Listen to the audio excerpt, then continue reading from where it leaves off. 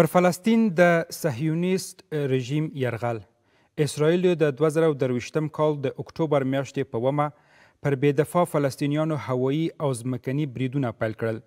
د فلسطین د روغتیا بنسټونو، ملګرو ملتونو او نړیوالو رسنیو د شمیرې له مخې تر دې دمه 1.8 کسان شهیدان او 1,40,000 ټپیان چې 80 سلنه یې ماشومان او ښځې دي. د رسمي شمیرو له مخې 14,000 څخه زیات شهیدان لا تر خاورو لاندې تری تم دي. شاوخوا 2 میلیونه کسان په زور له خپلو سیمو څخه کډوالۍ ته اړکل شوي دي. د دغو ټولو جنایتونو ترڅنګ غزه د خوراکي توکو سخت کمښت سره مخامخ ده. د ملګرو ملتونو د بشري چارو د همغږي دفتر اوچا غزه د ځمکې پر مخ تر ټولو له لوږې سره د مخې سیمې په توګه اعلان کړې ده. خو تر دې مهاله د دغې جګړې د کرارېدو هیڅ رک نه لیدل کیږي. دا جګړه ولې نه ده درېدلې؟ نړۍ د صهیونیست ښکېلاګرو وحشت ته ولې پر رډو سترګو ګوري؟ مسلمانان په کوم ځای کې دي؟ د مظلوم فلسطینیانو غږ ولې نه اورېدل کیږي؟ سلامونه، ستړي مه شئ. زه عمران فضلي یم. تاسو کوش خپرونه ګورئ. په نننۍ کوش کې پر همدغو موضوعات تم کیږم. له ما سره 2 تنه قدرمن میلمانه دي. د پوهنتون استاد عبدالجبار اکبري او همدارنګه د دینی عالم مولوي عبدالبصیر بصیرت. تاسو دواړو میلمنو ته ښه راغلاست وایم. کور مادام چې موږ سره په بحث کې ونډه واخیستله. بصیرت صاحب، اجازه راکړه چې دغه بحث له تاسو را پیل کړم. د فلسطین قضیه مسلمانانو ته څومره ارزښت لري؟ الحمدلله والصلاة والسلام على رسول الله صلى الله عليه وسلم وبعد. فأعوذ بالله من الشيطان الرجيم. بسم الله الرحمن الرحيم. سبحان الذي أسرى بعبده ليلا من المسجد الحرام إلى المسجد الأقصى الذي باركنا حوله. صدق الله مولانا العظيم. فضلي صاحب، تاسو ته اکبري صاحب ته لیدونکو او اوریدونکو ته خپل احترامات او سلامونه تقدیموم. فلسطین قضیه چې دا د عالم اسلام دپاره ډېر اهمیت لري. اهمیت یې قرآن عظیم شان په خپله بیان کړی دی چې د حضرت رسول اکرم صلی الله علیه وسلم سفر د مسجد الحرام نه مسجد اقصا ته، او هلته د حضرت رسول اکرم صلی الله علیه وسلم امامت د نور انبیاو په هکله باندې، او دا چې فلسطین د مسجد الاقصا د مسلمانانو لومړنۍ قبله یادیږي، او دا چې حضرت عمر فاروق رضی الله عنه چې کله یې د عیسویانو نه بیت المقدس او اقصا دا چې کله فتح کوي، نو بیا هلته چې کله حضرت عمر فاروق رضی الله عنه چې کله هلته ورځي، نو بیا هلته خلکو ته یو خطاب کوي. حضرت عمر فاروق رضی الله عنه په هغه ځای کې نو هلته د حضرت عمر رضی الله عنه مسجد هم شته، د عمر مسجد. نو دا خو داسې ساحه ده چې په دې کې مسجد اقصا، مسجد صخره او دغه مسجد عمر، دا مسجدونه چې دي، د براق مسجد، دغه تقریبا ټول د اقصا په ماحول کې دي. دغه وخت کې چې کله عمر فاروق رضی الله عنه چې کله فتح کو فلسطین، نو بیا هلته خلکو ته یو خطاب وکړو. نو خطاب یې خلکو ته دا و چې موږ اصلا دغه ځای چې دا د انبیاو مرکز دی، د دې وارثین موږ یو. ځکه موږ د دې وارثین یو چې موږ په ټولو انبیاو باندې ایمان لرو. په حضرت موسی علیه السلام، په حضرت عیسی علیه السلام، په حضرت سلیمان علیه السلام، په داود علیه السلام. موږ دغه انبیاو وارثین ځکه یو چې موږ په ټولو باندې ایمان لرو، دغه په نقش قدم روان یو. لا نفرق بین احد من رسله. موږ د هیڅ پیغمبر په منځ کې هم فرق نه کوو. یهود یې دلته ګوشزد کړل چې دغه مځکه چې کومه ده، د اصلا په دې مځکه کې داسې باید څوک واوسېږي چې هغه د انبیاو په نقش قدم باندې روان دي. یهودو تاسې هغه خلک یې چې تاسې دا د حضرت عمر فاروق رضی الله عنه دغه بیان، دغه خطابې داسې یو انعکاس ورکوو خلکو ته.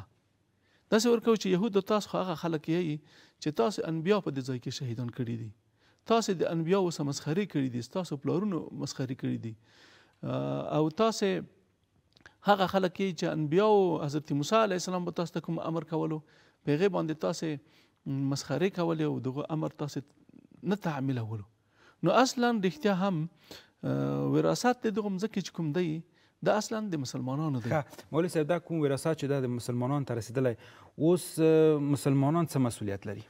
مسلمانان دا مسؤلیت لري چې نو دغه مسجد اقصی چې لومړنۍ قبله ده او مسلمانان د انبیاو وارثان دي، دغه په نقش قدم روان دي، دغه ځای دغه مقدس ځای باید تحفظ وکړه. لکه څنګه چې د کعبې حفاظت په مسلمانانو باندې فرض دی، همدغسې د مسجد الاقصی حفاظت په ټولو مسلمانانو باندې فرض دی. دا اوس چې کوم یهودو کوم څه روان کړي دي، یهودو هغه څه روان کړي دي چې دوی دا فکر کوي چې نو موږ چې هر څه وکړل هغه به موږ کړي وي، داسې نه ده. بله ضرور به د یوې قطرې وینې هم مسلمانان اسلامي امت دغه نه به دا پور اخلي، دا پور به ضرور اخیستل کیږي. ځکه دغه د مځکې واک چې کوم دی، بیا د مقدس مځکې دا نه ده پکار چې داسې جنایتکارانو په لاس کې وي. ښه مولوي صاحب، خو تقریبا اکثره هیوادونه مسلمان هیوادونه چې ډېر ولسواک هم په لاس کې لري، هغوی چوپ دي. نو دغه پور به څوک اخلي؟ نو مسلمان هیوادونو کې دا اوس فکر وکړه چې په دغه غزه کې جهاد څوک کوي. په دغه غزه کې هم داسې ځوانان په د امت کې شته دي چې هغه د دې سره مقابله وکړه. نو همدغسې به خدای الله سبحانه وتعالی که څوک سست شي د جهاد نه او د یهودو د مقابلې نه او د بیت المقدس د حفاظت نه، الله بل قوم پیدا کوي. الله فرمایي، د دې مطلب د اثبات لپاره زه د آیت شریف یم، وان تتولوا یستبدل قوما غیرکم ثم لا یکون امثالکم. دا د سورت محمد وروستی آیت دی. الله سبحانه وتعالی چې کله د مبارک آیت را نازل کو چې که چېرته تاسې وګرځېدلی، دا اصلا دا خطاب عربو ته دی، که تاسې وګرځېدلی وان تتولوا یستبدل قوما غیرکم، که تاسې د جهاد نه سست شوئ، تاسې د تقوا نه لاس واخیستو، جهاد هم پرېښودلو، الله به بل قوم راولي ثم لا یکون امثالکم، به ستاسو په مثل باندې نه وي. نو دلته د دې آیت د تفسیر په هکله لږ دوام زه ورکوم. بیرته درته راګرځم مولوي صاحب، بیرته درته راګرځم انشاءالله بیا به تفسیر ورکړم. استاد محترم، 600 روز از جنگ فلسطین میگذره و هر روز اسرائیل و امریکا در رأس امریکا بالای مردم اسرائیل بمباردمان میکنه و فلسطینیای مردم فلسطین بیگناه را شهید میکنن. چرا این جنگ تمام نمیشه؟ بالاخره اهداف پشت سر از این جنگ چی است؟ بسم الله الرحمن الرحیم و اعتصموا بحبل الله جميعا ولا تفرقوا. با سلام و درود خدمت شما، خدمت جناب مولوی صاحب، خدمت همه مردم شریف و سربلندی افغانستان. همانطور که ما بارها گفتیم، غزه یا فلسطین سنگر مسلمان ها است و یک سنگری است که همیشه از آموزه های اسلام، از آخوزه های اسلام و همیشه پرچم اسلام در اونجا در اهتزاز بوده است.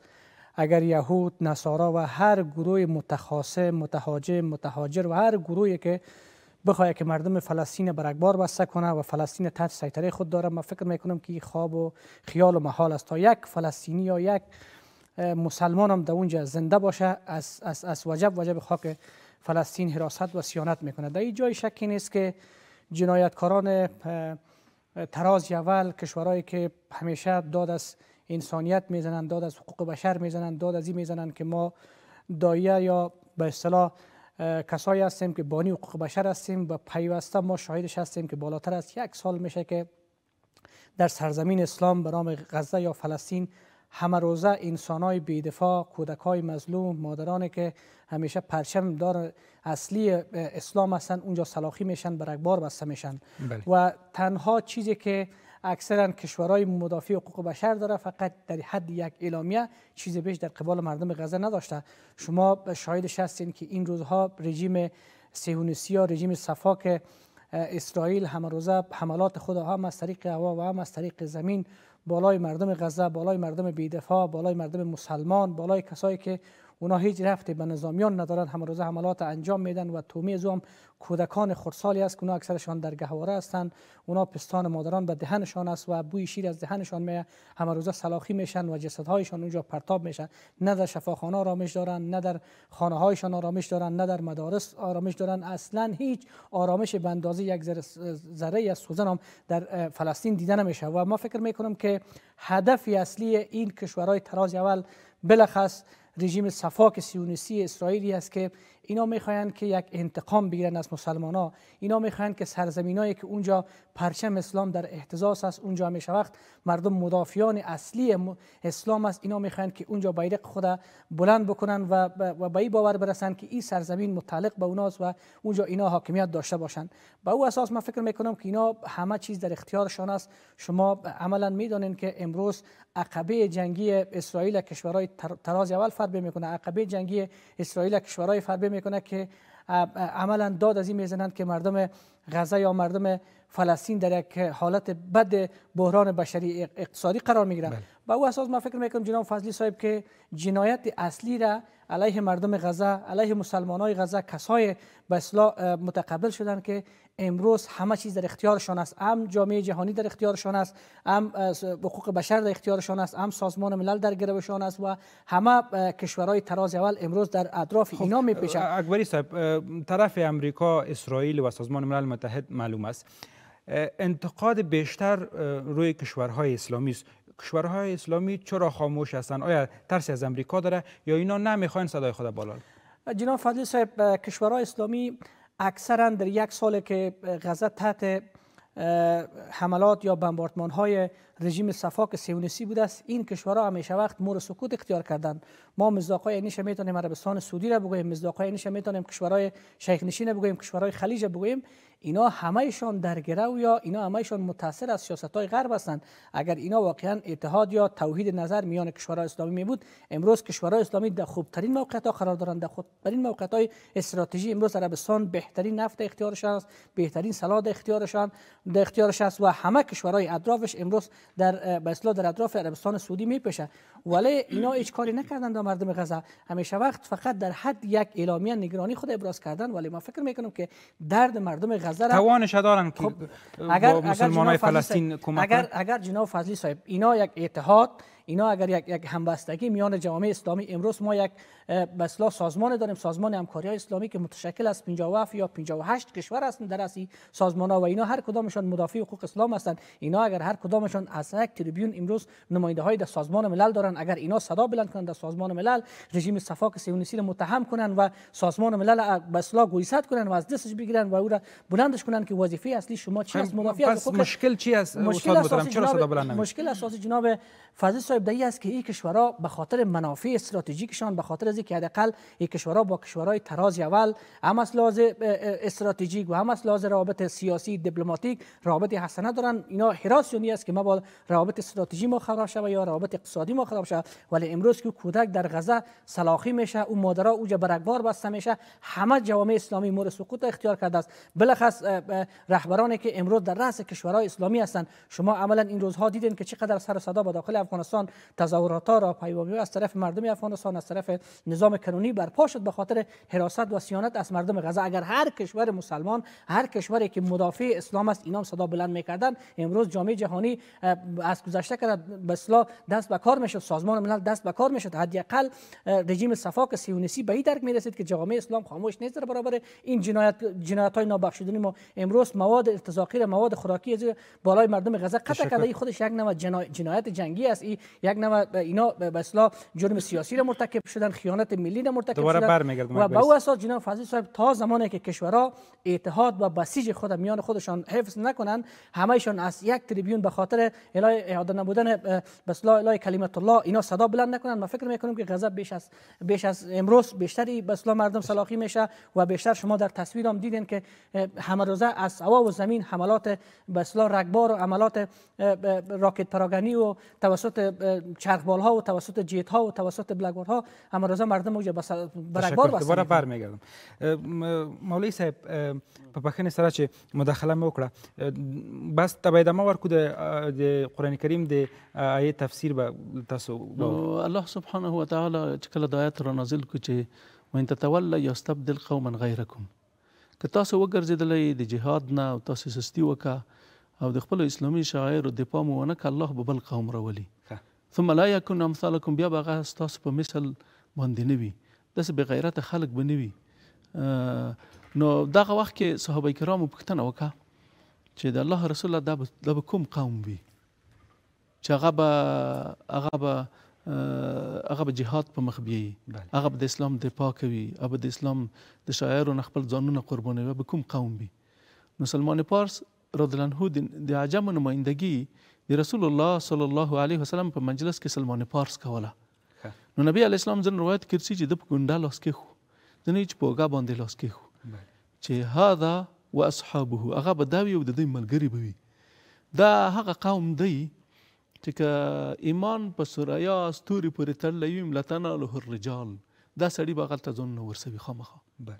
نو دا د اوسنیو خلکو ته، د اوسنیو عربي حکامو ته د قرآن عظیم الشان دا یو اخطار دی چې که تاسو سستی وکړه، تاسو به په دغو بننګۍ کې خاورو ته کوز شئ، الله به بل قوم راولي. الله سبحانه وتعالی به د خالد رضی الله عنه بچیان راولي، الله رضی الله عنه به د حضرت عمر فاروق رضی الله عنه لارویان، حضرت ابو عبیده رضی الله عنه چې کوم بیت المقدس فتح کړی و، دغو لارویان به الله سبحانه وتعالی دا قوم به خدای پاک را پیدا کا او یهود په دې باندې پوه شي، په دې باندې د پوه شي چې د قطرې وینې پوښتنه به د دې نه کېږي او د دې نه به الله سبحانه وتعالی انتقام اخلي د مجاهدینو په لاس باندې، مجاهدینو د تورو په لاس باندې. الله سبحانه وتعالی فرمایي چې لنهلکن الظالمین، په دې کې ډېر تاکیدات دي، ضرور خامخا قسم دی، الله قسم یاد کړی چې ظالمان به زه ضرور هلاکوم. دا د فلسطین د مظلومو مسلمانانو ته دا یو زیری دی او دا د دې لپاره یو تسلیت دی چې الله فرمایي چې لنهلکن الظالمین، ضرور خامخا به زه ظالمان ضرور هلاکوم. بل ځای کې نبی علیه السلام فرمایي چې د مظلوم او د الله په منځ کې حجاب نشته. الله مظلوم ته داسې وایي، د غزې مظلومو ماشومانو ته، میندو ته نن چې فریاد کا په وینو کې دوی لوغیږي، الله سبحانه وتعالی داسې ورته وایي لانصرنک ولو بعد حین، قسم دی مظلومه ضرور به ستا سره همکاري کوم اگر که پس دې ته څه وخت قرآن پاک بشارت ورکوي. دا د قرآن عظیم الشان او نبوي بشارتونه دي چې دوی ته ورکوي. ضرور به دا به د مجاهد په توره باندې او د مجاهدینو په لاسونو باندې به د دغو مظلومانو انتقام الله سبحانه وتعالی اخلي. خو افسوس دغه چا په حال باندې چې هغه ته خدای پاک امکانات ورکړي، الله سبحانه وتعالی لار ته د ورتګ لارې هم ورته برابرې کړي دي، دوی هغه موقف غوره کړی چې هغه د ابی بن سلول موقف و. هغه داسې موقف و چې هغه به یهودو ته به نورم هغه ورکوله په عوض د دې چې د یهودو ظلم منع کا ابی بن سلول، هغوی به نور ظلمونو ته هڅول. جناب استاد، اگر کشورهای اسلامی مبارزه کرده نمیتونه با امریکا و اسرائیل، حداقل کافی نیست که نفت خود بالای امریکا و اسرائیل بند کنه یا کدام تولیدات اسرائیل که از او را تحریم کنه؟ آیا به نظرتان اگر این کارا را کشورهای اسلامی انجام بده این جنگ دیگه خاموش نخواهد شد؟ جناب فضلی صاحب، اگر این کارا بکنن منافع اقتصادیشون در معرض خطر قرار میگیره. کشورهای اسلامی امروز من قبلا هم اشاره کردم که در خوبترین موقعیت ها قرار داره. یکی از دانشمندای آلمانی میگه که هر کشوری که دو نقطه جهان تحت سیطره یا تحت حاکمیت خود داشت او آقای جهان است. یکی فلسطین میگه و یکی هم افغانستانه.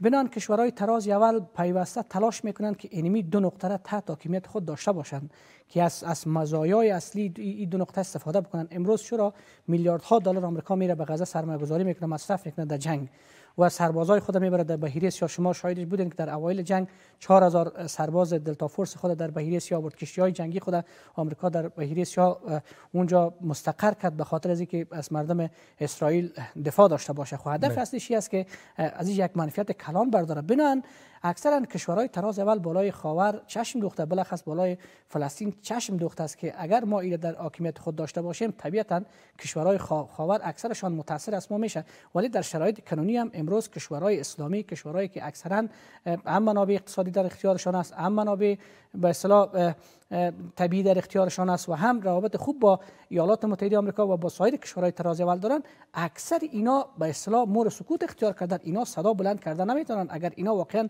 موقف گیری کنن یا جهت گیری در قبال مردم فلسطین داشته باشن و از مرز فلسطین به اصطلاح اینا حراست و صیانت کنن، طبیعتا امروز توسط کشورهای تراز اول گوش از یا به اصطلاح توانده میشه و منافع اینا در معرض خطر قرار میگیره. به او اساس من فکر میکنم که اکثرا کشورهای شیخ نشین امروز اینا کشورهایی هستند که در خصوصی که حداقل به این باور باشند که امروز غزه برشان چقدر مهم است، فلسطین چقدر برشان مهم است و او انسانایی که اونجا کشته میشه و چقدر اونا خو انسان هستند، اونا هم مسلمان هستند، اونا هم در سینه هایشان در رگ و ریشه از اونا به اصطلاح وحدانیت یا به اصطلاح موزهای اسلام، آخوزهای اسلام حق شده است و اینا مسلمان زاده هستند، از دامن مادرها به دنیا آمدن. بنابراین اینا هیچگاه توجه ندارند. هدفی ازشان می است که اینا با کشورهای تراز اول هم منافع ژئوپلیتیکی دارن، هم منافع سیاسی دارن و هم به اصطلاح منابع طبیعی خود در اختیارشان قرار دارن. امروز یکی از بزرگترین کشورهایی که نفت به عربستان به ایالات متحده آمریکا روان میکنه عربستان سعودی است و در برابرش بزرگترین کشوری است که اسلحه از آمریکا خریداری میکنه و این کشورها میتونن هر کدامشان از لحاظ اقتصادی اگر موقف گیری خاص خود داشته باشن نفت خود، گاز خود، تیل خود بالای ایالات متحده آمریکا و هر کشوری که به اصطلاح در تمانی با اسرائیل است به اصطلاح ایرا بند کنن، طبیعتا اینا به این درک میرسن که کشورها اینجا وحدت اسلامیت از اینجا ظهور میکنه، انسجام و تحکیم روابط میان کشورهای اسلامی از اینجا ظهور میکنه و یا به خود اسرائیل به این درک میرسه که غزه تنها نیست، مردم فلسطین تنها نیست. بنابراین اینا هر کدامشان مور سکوت اختیار کردن. من فکر میکنم که اینا سخت جفا میکنن در برابر مردم غزه و خداوند از هر کدام از اینا دیر یا زود پرسان و بازخواست خواهد کرد و اینا حاکمایی هستند که در برابر خداوند پاسخگو هستند.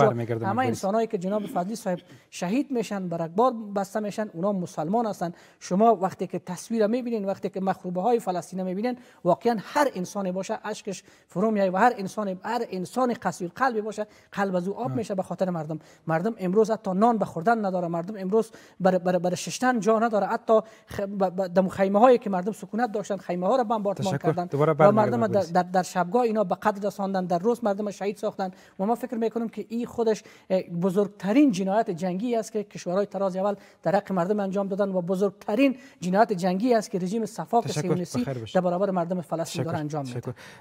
بصیرت صاحب، امریکا، غربي نړۍ او یهودیان ټول سره متحد شوي دي مسلمانانو پر وړاندې. اوس د دې وخت نه ده رسېدلی چې مسلمانان هم د خپل د حقوقو د ترلاسه کولو لپاره سره متحد شي. الله سبحانه وتعالی فرمایي چې انما المؤمنون اخوه، مؤمنان ټول ورونه دي. په لومړي قدم کې اسلامي نړۍ ته پکار دي چې صرف د همدغه کلمه لاندې چې لا اله الا الله محمد رسول الله، د دغه کلمه لاندې په داسې حال کې چې یوه کلمه، یو پیغمبر او یو کتاب قرآن عظیم شان، یوه کعبه او د اسلام شاعر کې ټول په اصول کې د اسلامي امت ټول متحد دی. بله. نو داسې چې د وحدت دی د خدای پاک داسې اسباب رانازل شوي دي، رانازل کړي دي چې بیا هم دوی دو ته ونه ګوري او خپل واحد تصمیم ونه نیسي. نو داسې فکر وکړه چې الله سبحانه وتعالی به دا واک د دوی نه واخلي. ځکه دا د خدای پاک وعده ده چې که چېرته تاسې د دې نعمتو شکرانه ادا کړه، الله سبحانه وتعالی به تاسو ته نور هم در اضافه کړي. زه یوه خبر دغه ته وکړم، د دغه حالت چې اوس په فلسطین خلکو باندې راغلی، دا مرحله نبی صلی الله علیه وسلم 3 کلنه مرحله هم عین حال په نبی علیه السلام باندې راغلی وه. 3 کاله په نبی علیه السلام باندې حتی نکاح، اړیکې او چا غله نه ور پرېښوله. د هلته په ماشومانو پوستکي به خوړل، بوټي به خوړل او دا د شعب ابي طالب کې به دغه د حضرت نبی صلی الله علیه وسلم کورنۍ ماشومانو ښځو ده به چغې ویلې. نو هلته بیا د مشرکینو په وخت کې چې مشرکین هم وو، لکه زمعه و زهیر و مطعم و، دا خلک په داسې حال کې چې کافر هم وو، د مواسات او زړه خواخوږۍ په خاطر باندې راپورته شول ابو جهل په مقابل کې، وایي ته ظلم کوې، ته تیری کوې. نو زه داسې وایم د سعودي حکامو ته چې تاسو خو مسلمانان ځانونه بولئ اقلا دومره خو وکړئ لکه هغو کفارو چې په هغه نبي صلی الله علیه وسلم په شاه ابي طالب کې محاصره و دوی خو دغه د زهیر او د مطعم هغه موقف د غوره کام د دوی دپاره وغوي. مننه. اکبری صاحب در قرن 21 اسرائیل یک جرأت داره که هر روز مردم فلسطین بر اکبار بسته میکنن و اینا را شهید میکنن. این جرأت به فلسطین به اسرائیل کی داده بخشید؟ خب من فکر میکنم که اینا تقریبا 7 هست که با مردم غزه درگیر هستند، با مردم اسرائیل درگیر هستند و با مسلمان ها درگیر هستند و هدفشان همی است که میخوان ریشه و بنیه اسلام برچیده شود و خودشان همون به اصطلاح رژیم صفاک صهیونیستی یا یهود پروری را میخوان که در سرزمین اسلام در اولین قبله مسلمان ها در مسجد الاقصی اونجا میخوان که اینا اساس گذاری کنن، پایه گذاری کنن و کشورهایی هم که اینا را حمایت تسلیحاتی میکنن. این اهداف فکر میکنین که اهداف به دست خواهد آورد؟ خب من فکر نکنم. تا من قبلا هم اشاره کردم تا زمانی که یک مسلمان هم در اونجا زنده باشه، تا زمانی که پرچم اسلام اونجا در اهتزاز باشه، این خواب و خیال است که رژیم صفاک صهیونیستی بخواد که همه مثلا منطقه اسرائیل تحت ببخشید فلسطین تحت حاکمیت خود داشته. حتی آقای ترامپ هم چند قبل هم صحبتی داشتن که غزه تحت حاکمیت آمریکا شه، ولی از موضوع عقب نشینی کردن و خودشان فهمیدن که اگر ما اینجا بریم فردا ما اینجا نابود میشیم، فردا ما اینجا از بین میرویم. و یک موضوع را نادیده نباید گرفت که خداوند خودش وعده کرده است که همونطوری که گفته است که ما قرآن خودمون نازل کردیم و ما خود ما حافظش هستیم، نگهبانشان هستیم، همونطور غزه را مسلمان های غزه را خداوند خودش برشان نیرو میبخشه، قوت میبخشه. همونطوری که اینا در 70 سال است که اینا با این رژیم تا دندان مسلح اینا به اصطلاح پیکار میکنن، جنگ میکنن، در برابر ایستادگی میکنن. بخوای یا نخوای اون مسلمان ها اونجا زنده هستند. خون شهدا را هیچ وقت به اصطلاح اونا چیز نمیشه و خداوند اونا را نگهدارشان است. تشکر. بخیر باش. تاسو دوړ ملمنوس خیوانه مننه چې موږ سره په باس کې ونډه واخیستله. کور مو ودان. درنو لیدونکو له تاسو څخه هم یوه نړۍ مننه د یادونې ده چې دغه او د ملي او ملي نیوز نورې خپرونې د ملي او ملي نیوز په خلا رسنیو کتلی شئ. په دې هیله چې فلسطین د اسرائیل له ښکېلاک څخه خلاص او یو ارامه فلسطین ولرو. تر بیا هم پلو یا بخونکي خدای سپارم. ښه وخت.